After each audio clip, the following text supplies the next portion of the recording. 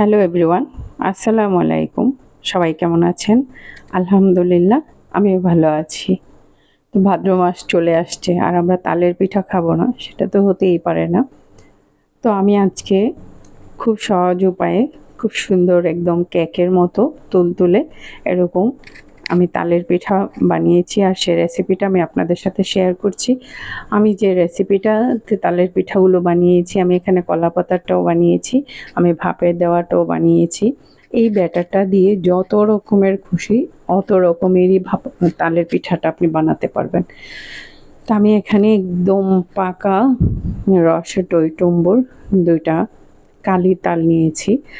এটা অবশ্যই খেয়াল রাখতে হবে। তালের পিঠা সবসময় কালি তালটাতেই ভালো হয়, রসটা খুব ঘন পাওয়া যায়। তো সেজন্য চেষ্টা করবেন এই কালি তালটা বড় একটা তাল দিয়ে আপনার অনেকগুলো পিঠা হয়ে যাবে। তা আমি চামড়াটা খুব সুন্দর করে ক্লিন করে নিলাম। নিয়ে আমি এখন বিচিগুলোকে আমি খুব ভালো করে পিটিয়ে নিয়েছি, তাহলে তালের রসটা নিতে সুবিধা হয়। যদি আপনারা কেউ এই সিস্টেমটা জানতে চান যে আমি আসলে খুব সহজে কীভাবে তালের রসটা নিয়েছি, তাহলে অবশ্যই আমাকে কমেন্ট করবেন, আমি আরেকদিন আপনাদের সাথে এই ভিডিওটা শেয়ার করব। তো আমি বিচিগুলোকে আলাদাভাবে খুব ভালো করে থেতো করে নিয়েছি, নিয়ে আমি রসটা খুব সহজেই নিয়ে নিলাম সামান্য একটু পানি দিয়ে। তো আমি এখন রসটা আলাদা করে কিছু পরিমাণ রস যে বোলে আমি ব্যাটারটা করব, সে বোলটাতে আমি তালের রসটা নিয়ে নিয়েছি। প্রয়োজনে আমি আবারও একটু রস অ্যাড করতে পারবো, বাট সবটা রসের মধ্যে আমি যখন গুঁড়িটা দিতে যাব তখন দেখা যাবে যে অনেক সময় গুঁড়িটা কম হয়ে গেছে বা এত পরিমাণে বেটার হয়ে গেছে যে আপনি বানিয়ে কুলাতে পারবেন না। তো সেই জন্য গুঁড়ির পরিমাণে রসটা নিয়ে দেন আপনি একটু একটু করে রস মেশালেন, তখন আপনার সুবিধা হবে। আবার চিনি দিলে অনেক সময় পানি ছাড়ে। তো যদি এইভাবে এই প্রসেসে আপনি ব্যাটারটা রেডি না করেন, তাহলে দেখা যায় যে আপনি রসের মধ্যে গুঁড়িটা দেওয়ার পর চিনি দিয়েছেন, এটা পাতলা হয়ে গেছে। তো সেটা আবার আপনি ঘন করতে আবার একটু গুঁড়ি দিয়েছেন, তখন আবার চিনির প্রয়োজন হয়ে যায়, তখন খুব এলোমেলো হয়ে যায় ব্যাপারটা। তো সেজন্য আপনি এই যে আমি যেভাবে একটু একটু করে রস দিয়ে দিয়ে মেখে নিচ্ছি, এভাবে একটু একটু রস দিয়ে দিয়ে মেখে নেবেন, খুব সুন্দর একটা ব্যাটার রেডি হয়ে যাবে। আর তালের পিঠা তো আমার এত পছন্দ, আমার বাসার সবারই খুব পছন্দ। বিশেষ করে আমার হাতের এই বানানো পিঠাটা সবাই খুব পছন্দ করে।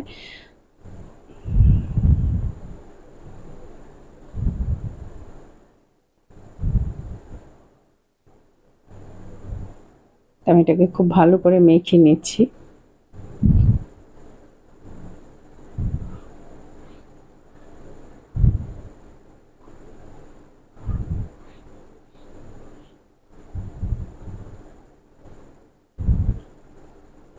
তো আমি এখানে চিনি দিয়ে দিলাম, লবণ দিয়ে দিলাম, সাথে সামান্য একটু বেকিং পাউডার দিয়েছি। এই যে এখন একটু বেকিং পাউডার দিয়ে দিচ্ছি, তাহলে খুব সুন্দর সফট থাকবে। আপনি পিঠাটা বানানোর পর আপনি রেখে দিলেও পিঠাটা শক্ত হবে না, পিঠাটা কেকের মতো সফট থাকবে, নরম থাকবে।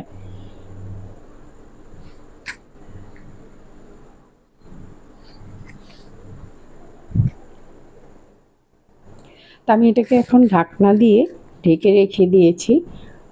আমি রাত 11টায় এই ব্যাটারটা রেডি করেছি, আর আমি সারা রাত্রের জন্য এটাকে আমি বাইরে ঢাকনা দিয়ে ঢেকে রেখে দেব। পরের দিন সকালবেলা, এত ভোরে তো আর পিঠাটা বানাবো না, তো সেই জন্য ভোরবেলা আমি এটা ফ্রিজে রেখে দিয়েছি। আর নারিকেলটা অবশ্যই বানানোর আগে আমরা এটার সাথে মিক্স করব, আর নয় দেখা যাবে যে নারিকেলের একটা আলাদা একটা মানে নারকেল তো সারা রাত্র এভাবে থাকবে না ফ্রিজ ছাড়া, তখন একটা বাজে ফ্লেভার হয়ে যায়। তো সেজন্য নারকেলটা বানানোর আগে আপনি মেখে নিলে খুব ভালো একটা ফ্রেশ একটা ভাব থাকে পিঠাটাতে। তো আমি কিছু কলা পাতা নিয়েছি, যেহেতু আমি কলা পাতাতে পিঠাটা রেডি করব, আমি কলা পাতায়ও করব আবার ভাপেও করব। তো আমি প্রথমে একটা লোহার তাওয়ার মধ্যে কলা পাতাটা দিয়ে দিলাম, দিয়ে আমি এর মধ্যে এখন ব্যাটার দিয়ে দিচ্ছি, একটু পাতলা করে দিচ্ছি। চুলার আঁচটা একদম লো ফ্লেমে থাকবে। যেরকম আমরা কেক বানাই, যারা কেক বানায় তারা অবশ্যই বলতে পারবে, কারণ অতিরিক্ত হিটের কারণে পিঠাটা পুড়ে যাবে। এটা একদম কেকের মতো সামান্য হিটে হিটে হিটে হিটে পিঠাটা খুব সুন্দরভাবে হবে। তো এই যে আমার এক পিঠ হয়ে গেছে, খুব সুন্দর একটা সেন্ট আসছে। তো আমি এখন এটাকে উল্টিয়ে দিব। এই যে দেখতে পাচ্ছেন কত সুন্দর ফুলে গেছে পিঠাটা, আর একদম কেকের মতো নরম হয়ে গেছে। তো আমি পিঠাটা এখন উঠিয়ে নিব। আমি আরেকটা পিঠা আপনাদেরকে দেখাবো আমি কিভাবে পিঠাগুলো বানিয়েছি। এই যে আমি আরেকটা কলা পাতা দিয়ে দিলাম। এখন আমি আরেকটু ব্যাটার দিয়ে দিচ্ছি।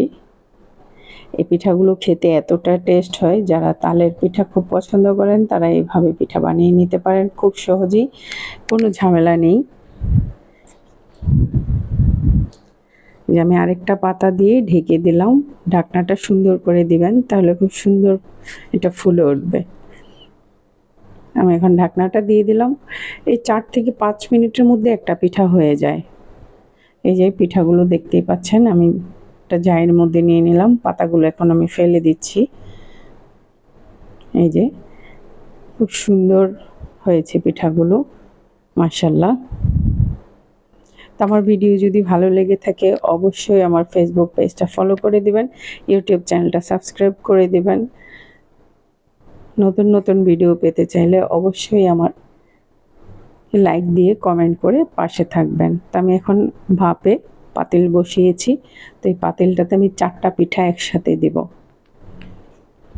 তো সময়ের স্বল্পতার কারণে ভিডিওটা লং হয়ে যাচ্ছে, সেজন্য আমি আর পরবর্তী পিঠাটা দেখাইতে পারিনি। সবাই ভালো থাকবেন, আল্লাহ হাফেজ।